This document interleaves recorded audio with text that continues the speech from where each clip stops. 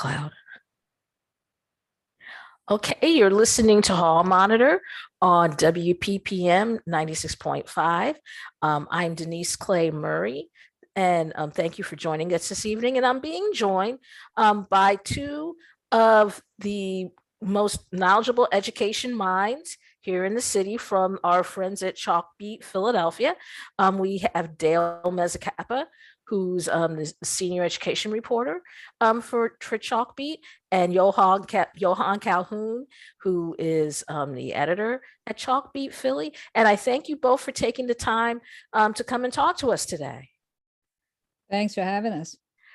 So I guess because I've been looking at the site and seeing the stuff that you all have been covering, we should, I guess, just hop right into the whole situation with the school district and the coronavirus. What is going on with that? Because you have like 80 something schools who are not going to be, doing in-person learning. And the parents apparently did not know this until, I don't know, a couple hours before they had to get the kids ready for school. So can you talk a little bit about that? And what questions should parents be asking the district right now? Yeah, I can start things off and then Dale can follow up. So the number right now is actually 92. Oh my.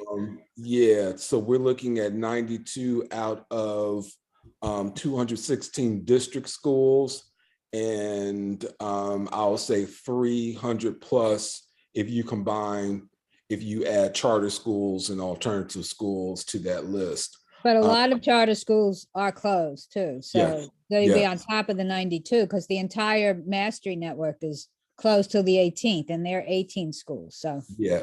So, we were hit late Monday that 77 schools would open remotely.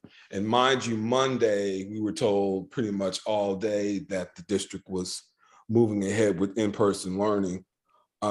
So when the 77 school list came out, that kind of caused widespread confusion and panic for teachers and parents, and not just for Chalkbeat, but for teachers and parents, because mind you, hours before, the district was just so adamant about returning all students to in-person learning.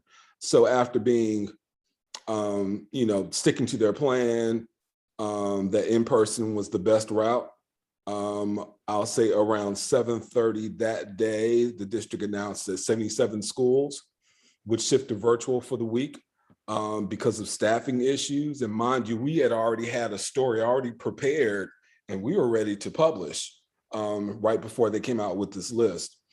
And they said that it was largely because of staffing issues. Too many teachers were calling out sick, in quarantine, or awaiting test results. I'll say right before midnight, the district added about 4 more schools to the list. Then yesterday, after opening for like the first time this semester, another 3 schools announced they would shift to remote for the rest of the week. Then another 8 schools, which brings us to 92, were added last night. So here we are at almost half of the district schools, and people are asking, they're asking the question, why not go ahead and just go all virtual? And, the response that me and Dale are getting is, they have to go through protocol and procedure and, they're following the numbers. But would you take a look at the numbers, not just for youth, but when you take a look at the numbers across the city, and Denise, we talked about this earlier, this thing is out of control. And when I say this thing, this monster, I mean, let me tell you, Philadelphia's averaging today, Dr. Betty Gold announced that Philadelphia is averaging 3,000 cases per day. And that number is up from 2,600, which, we were told 2,600 yesterday. And that number skyrocketed from 600 the first week of December. And that number is up from 200, which was around Thanksgiving. So the whole thing is just out of control.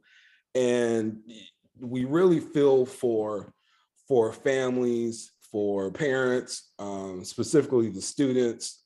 Like one teacher expressed today in the story today that, she was told about this thing late last night, and, everyone in the school community did not know about it, and they had kids to ride the buses. And of course, the buses weren't notified, and kids showed up to school and were told to go back home. So this is the situation that we're in. So what is the policy or procedure that the school district has to follow to make these decisions? Because it would seem to me, how often do teachers have to be tested? Do they have to be tested every day?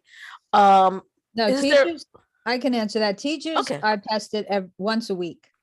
Okay. So one of the issues that comes up is that, if it's a testing day, like I talked to a principal yesterday who was quoted in the story. She said that her, on Tuesday, things were relatively normal in her school. But today they're testing, and she's afraid half her staff is going to be sent home, in the middle of the day. So then what do they do? So teachers are tested once a week. All staff are tested once a week. The students are not. Students are, it's a case-by-case basis. There's no random testing. There's no asymptomatic testing. They test kids who are symptomatic, who theoretically shouldn't be in school to begin with, but they basically, and if people aren't vaccinated, and the union says about 80% of their members, the teachers union, are vaccinated, but I've talked anecdotally to a bunch of teachers who are pretty upset that quite a few people in their building are not. They get some kind of exemption. And they're lax about mask wearing. I mean, they reflect the same divisions that the public at large does. And they're really concerned about the protocols in school, but the health department insists that transmission does not occur in schools, or it does not occur in schools that those aren't the main places that they occur, that most transmission is neighborhood and household based. And they're sticking to it, and, they're not budging, and they really feel that it's better for kids to be in school, and that as many as can be in school should be in school. But what is the district doing in terms of offsetting the issue that they're having with staff? I mean, would substitute teachers even come into this environment? Well, they're close. Well, they've had a substitute crisis since the beginning of the year. This is a national problem. It's not just confined to Philadelphia. They double up classes, which of course, social distancing goes out the window when that happens. Other teachers have to cover the classes, so they lose their prep periods, and their whole schedule is disrupted. And that adds to the burnout that the teachers are facing. And then more teachers are absent, more subs are needed, and the cycle goes on. And, it's really hard to operate a functional school under these conditions, but having the kids, or everyone in the city, home remotely, which last year, most kids were home remotely the entire year. Nobody wants to have that again. It was just a bad experience. And they're doing everything they can to avoid it. They feel the kids should be in school, and they crave some degree of normalcy, even if what they're experiencing isn't really normal. Mm-hmm. Okay. So what is has Superintendent Height talked to the parents about what needs to happen here? And I guess, what is he doing? Because if any, they're saying that they can't just completely shut the school district down because there's a procedure they've got to go through, but it all kind of goes through him. What is he doing about this? Well, the union, has been, or not just the teachers union, but also the principals union, are saying, they're advocating for all remote. The teachers union sent Height a letter yesterday, Tuesday, in which they said, they took a survey of their building reps and 157 answers out of 216 schools, which is a lot, about, staff shortages, lack of PPE, masks, et cetera, et cetera. And Height responded to Jerry Jordan, the president of the PFT, with a kind of a nice, started out really nice about how hard everybody's working.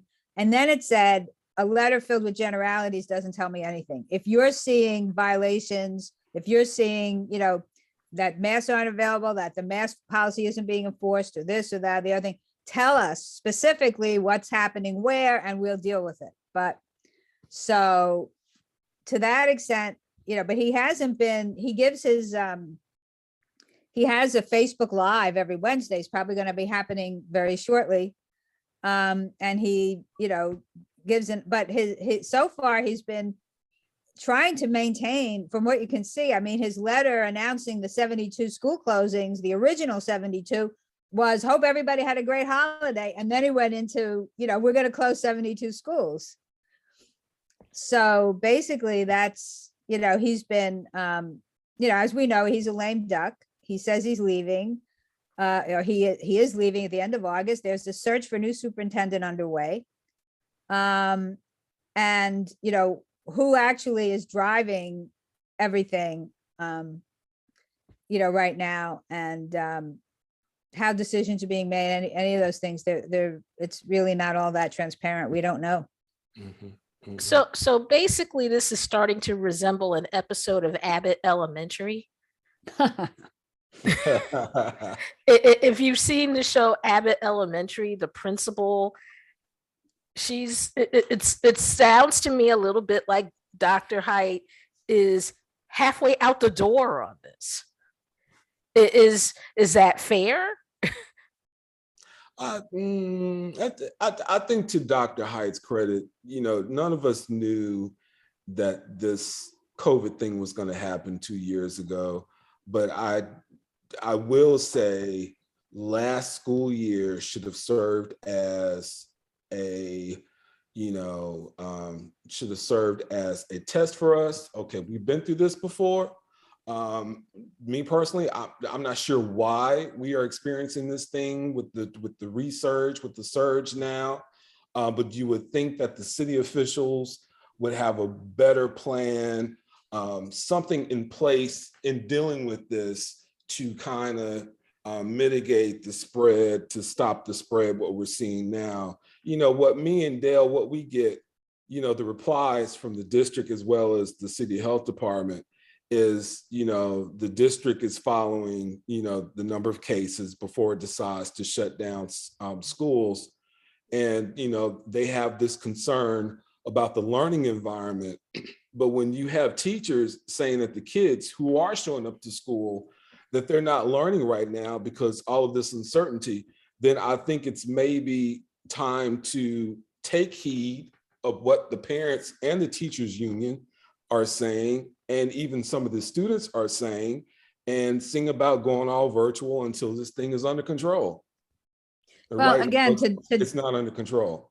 Yeah, to Dr. Height, to defend him, New York is opening its schools, Chicago, and they're in a battle with their union in Chicago. And the Chicago Teachers Union today, I guess, just had a wildcat strike or something. They didn't show up. They just walked out. Right. And it's not like Philadelphia is an outlier here among educators nationally and policymakers. And the first lady or the president has weighed in, or Jen Psaki weighed in about, we think it's important for schools to be open. So, there's really a feeling that kids are safer in school. And if in fact household transmission is the leading cause of transmission by a lot in the city, then maybe they are safer in school, and they feel they're safer in school because that's where they should be. There's so many families who can't pull it together for quality care.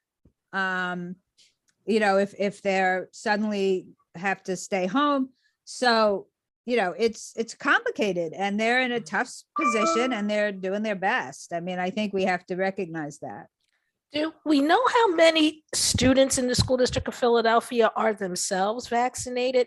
And has anybody talked about whether or not getting the kids vaccinated might solve some of these problems? Well, there is no vaccine mandate. There is a vaccine mandate for staff. There is not a vaccine mandate for students, nor is there even a requirement of, you know, there's an encouragement of vaccination, but anecdotally, again, some of the teachers and others that I've been talking to over the last few days have been pretty upset. One teacher went off and wanted to be quoted, and I didn't quote her, about how disappointed she was in her families, in her school, because so many of the kids are not vaccinated. Yeah. And there's a lot of vaccine resistance. I think if you look at the numbers, they're very low for in the 5 to 18 group. They're especially low in the 5 to 11 group, which is the last one that was eligible. And you know, there's some feeling that the city should be coming down harder, and the school district, and imposing a mandate, a vaccine mandate.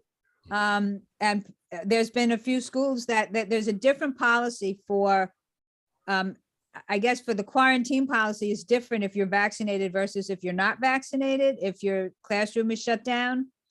And that's a clue as to how many kids are not vaccinated, or the ones who don't show up. But then the people are upset that the school district is trying to make a distinction between the vaccinated and the unvaccinated. And, you know, so there's so much politics around it, but the district has been very timid and asserting that it doesn't have the authority to impose any mandate or requirement on its students. And I think the city and the district should reconsider that and rethink it under these conditions with the, what is it, at 38%, even higher now, positivity rate? That's nuts. Yeah, that's nuts. Yeah, we're looking at almost 40%. If you're counting 3,000 cases per day now, you're looking at 40, well over 40%. And just piggybacking off of what Dale said, you know, the only mandate that the district has for the students is that they want the students to wear a mask. And now Dr. Betty Gold is saying that she wants the students to wear these KN95 masks. N95.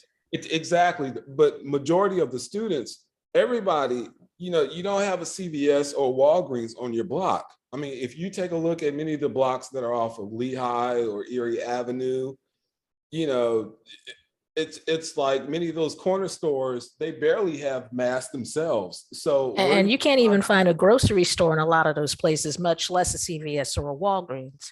Exactly. Well, the union wants the district to provide the N95s, and whether they can afford it or they can do it, or they can even get them is another question.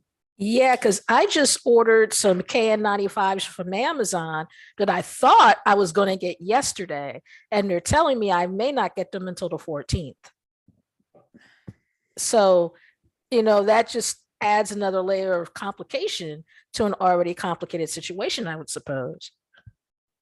Yeah, I thought it was kind of, I thought it was kind of weird that the health secretary would push for those masks. And I asked her specifically, I was like, those are specific asks, those are specific fines. Like you can't find those even at the Rite Aid that's up the street from my house. You can't find those kind of masks. So if you're living somewhere like Strawberry Mansion or somewhere off of Jefferson Street, you know, you're not gonna be able to find those masks. And even for us, you know, when we try to Google or even go to eBay, you know, you're not going to get those masks for like another 2 weeks. Pretty much. But before I let you all go so that you can go back out and try to make sense of all this education stuff for the rest of us, there was another article that I saw before the holidays on Chalkbeat regarding the Youth Study Center and some of the educational issues that they're dealing with on top of the gun violence epidemic that we're seeing here in the city. And Johann, you wrote that story. You were talking about how the the city's gun violence problem has caused the Youth Study Center to better job to get just that much harder. Can you talk a little bit about that? And I mean, especially when you consider the fact that 562 people were murdered this year, and it looks like, there seems to be no slowdown in all this. Yeah, well, okay, well, the last story that you read, that was the second installment in the gun violence series. And, we do plan on coming out with more stories, with more feature stories. I pitched to my editor if Chalkbeat could provide like its own spin on what's happening with the gun violence in Philly. I had a number of people to pull me to, so I wouldn't say a number of people, I had a couple of people to pull me to the side in the barbershop and kind of break the whole thing down. Like, if you saw your homie shot out in the street, how are you expected to go to the classroom and perform like other students? And it kind of made sense. It kind of made sense. So when you take a look at the stats, what they said made sense. And that was like the basis for me, moving forward with these stories. So the second installment was taking a look at the learning environment, taking a look at the learning environment at the Juvenile Justice Center in West Philadelphia. That was the objective, was to monitor the learning environment. But as the interview progressed, information came out, and the principal and the staff, just expressed worries and concern that they just did not have the resources to accommodate the students coming in, because now, since the students are being involved with gun violence, they're coming into the school with much serious charges, and they don't have the staff to help the students with that. So that's problem number one. Problem number two is, who is helping them to monitor these kids when they go back to their respective neighborhood schools, or when they go back into society? Who is helping them kind of adjust back into the real world? The recidivism rate right now at the Justice Center is high. We're looking at almost 600 students returning back, and we're talking about a pandemic year in which, majority of 2021, these kids were supposed to be behind closed doors. Instead of being behind closed doors, they were out shooting up or getting involved in violent activity. So that's another issue. But when you take a look at these numbers, you mentioned 561, and I had a conversation with Kevin Bethel, who was the commissioner for school safety with the district, and what he said made sense. The homicide rate is up, so that means that kids more likely are going to they're going to be around guns, which kind of explains why the murder rate is up, why all this activity has increased. So the problem is, for this center, is they need resources, number one, and they need help helping these students once they leave, to avoid them from coming back or to avoid them from becoming career criminals. That makes sense? Yeah, it makes sense. Now, once upon a time, in the interest of full disclosure, I taught at an alternative school. That was one of the communities and schools programs out at 54th and Grays. And to be blunt, the school district has had a really bad problem in terms of alternative ed for a very, very long time now, to the point where you have students who are coming back, and there's all of this unrecognized trauma that no one is dealing with. As part of the city's anti-violence funding, they had put some money on the table for community groups that was supposed to specifically deal with unrecognized trauma. Are you hearing anything about schools applying for that money, or places like the Youth Study Center? And Dale, as someone who has been covering education in the city as long as you have you heard anything about improvements to alternative education programs? Because for a lot of these kids, going back to their neighborhood school once they get out of an environment like the Youth Study Center is a non-starter. Mm-hmm. Yeah, so according to the staff, students can stay at the center anywhere from 5 days to 10 months until there is a disposition in their criminal cases. For some, the next stop is a long-term correctional center. Others are set free, and a transition liaison of sorts from DHS is assigned to ensure the teen enrolls in school, which may or may not happen. And that's another headache for the staff there. And it's also a headache for other schools. And we talked about the school that you used to work at and the school that I highlighted in the first feature, which is MLK High School. So students who have been there less than a month, they can go back to their respective schools. And, those who have been there longer than a month have to find a new school. And that can also be a struggle because what school is going to want to bring in a child with a record of behavioral needs or a child who has shot up someone else, possibly, at a rival school or in a rival neighborhood. And another thing is that a transition staffer from the center follows up with students and their families in regular intervals to see if they need help. And my sinuses are kind of killing me. But with these higher numbers of more serious cases, that's become another heavy workload for the staff at the center. Okay. Does that make sense? Yes. Okay. I was just going to say that, the Alternative Education Network, the district has kind of followed us, most of the Youth Study Center, I think, is staffed with district teachers, but that's not true of a lot of the other alternative schools where kids are sent because of, they're outsourced to private companies, Camelot, that kind of thing. The other thing is, the degree to which these places are serving the needs of those kids, and a lot of them follow whatever the prevailing beliefs are as to the best way to discipline, and then, a lot of the neighborhood high schools, they can have 20 to 30% of their students are kids who are returning from some kind of incarceration or placement. And that really puts a burden on these schools, which, don't often have the resources to deal with it. Mm-hmm. So it's only recently that there's social workers stationed in schools. They don't have enough school psychologists. School psychologists are the most expensive, workers in a school. It's very, it's a very, very difficult. And, and